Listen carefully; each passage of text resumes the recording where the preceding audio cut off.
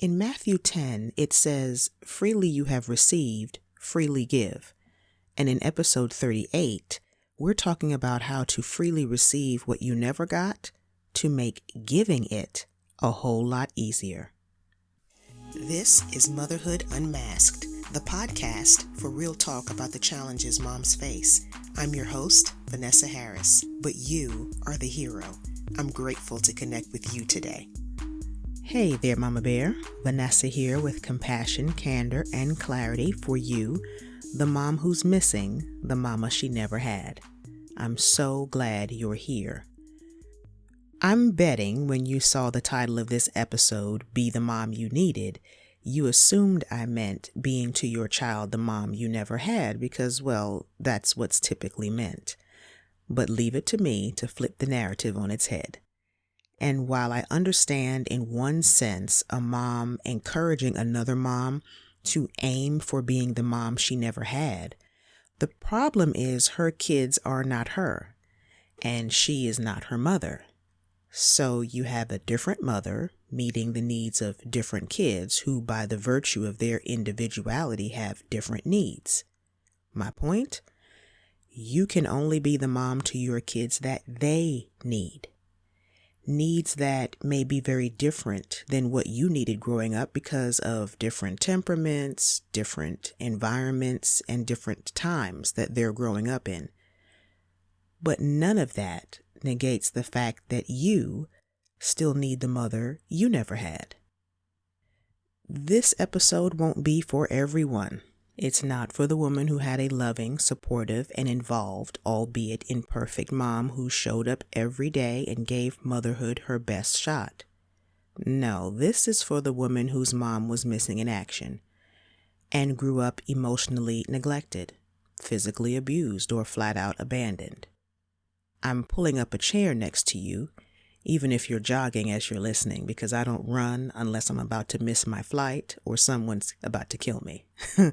But I'm sitting next to you to let you know it's not okay that the one person in the world you expected to love you no matter what didn't. Be it ignorance or her own unhealed wounds, she left you hungry for something you either did without or tried to get from surrogate sources. And in case no one's told you, I want you to know there's nothing about you that deserved neglect or abandonment. Your mother not being there for you is not your fault. That said, trying to shake it off and push through is not the only option. Not a healthy one anyway, because there's no denying you missed out on nurturing you were meant to get from your mom. As a mom, you know moms don't just birth life, we speak life into our children. So you missing out on that did affect you. And there most certainly is a place for grieving that loss, and I recommend you work with someone who can walk you through that. Because the negative effects on you and your relationships don't have to last or impact your ability to nurture your kids. But it takes being the mother to yourself you always needed. You need to nurture yourself the way your mother never did. And since you don't know what that looks like and feels like for you, that's where a counselor, a mentor, and your mom's friend, the one who treats you like a bonus daughter, that's where they come into play. Their ability to give you what your mother didn't, to reflect what they see in you and speak affirming words to you, is priceless. Yet, even with all that, I found that there's no voice more powerful than your own in this situation. Recently, I spoke informally at an event, and from moment one, I felt like I flopped. As I listened to the other women speaking, I had to fight off thinking, what am I doing here? I just don't belong here. Just to stay present in the conversation. And as soon as I woke up the next morning, all the feelings and thoughts came rushing back. I felt like I had no business speaking in those circles again, and my melancholy temperament kicked into high gear as I picked my quote-unquote performance apart. And as the tears flowed, I got quiet, and a thought suddenly came to me. I deserve the same grace I'd give a friend sitting across from me doing this same thing or listening to me in a podcast episode. And as soon as I agreed with that thought, I had the idea to tell myself out loud what I was proud of myself for. Before I could laugh at myself for how silly that sounded, I started listing things I'm proud of, like, I'm proud of you for not politely excusing yourself early from the conversation because you thought you sounded ridiculous.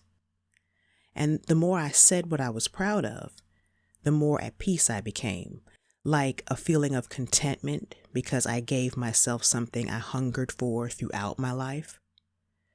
Don't get me wrong, people told me they were proud of me. But there are key people you need to hear that from.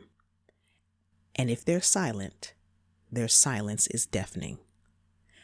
So I spoke empathy, support, and acceptance over myself, which is a big deal because not only is it not my nature, my mom never nurtured that in me. And guess how grace works? The more you receive, the more you give. And I bet the sound of more grace is music to your child's ears.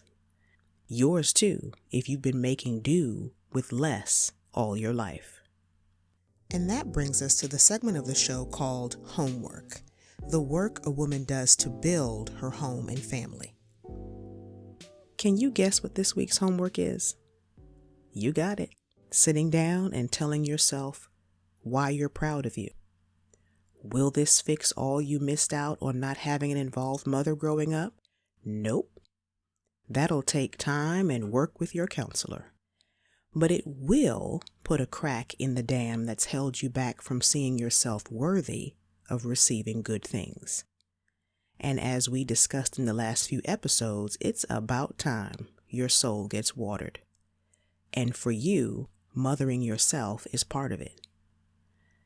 I sure hope you sense I'm rooting for you because although this episode feels super vulnerable for me, I'm excited about encouraging you to love on you the way I'm learning to love on me. If you haven't visited me at my virtual home, I'd love to have you over. Come see me at vinelifefaith.com.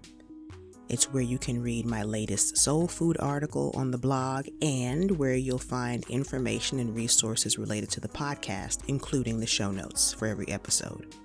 Well, we're getting there. Some of the episodes. It's even where you can check out one of my designs featured on a t-shirt of the month in Tees That Testify. Because Vine Life Faith is all about helping women like you and me break negative cycles, build healthy community, and to do it in style. Thanks for hanging out with me today and risking vulnerability.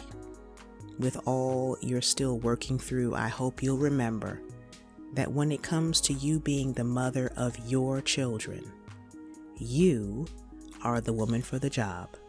Take care.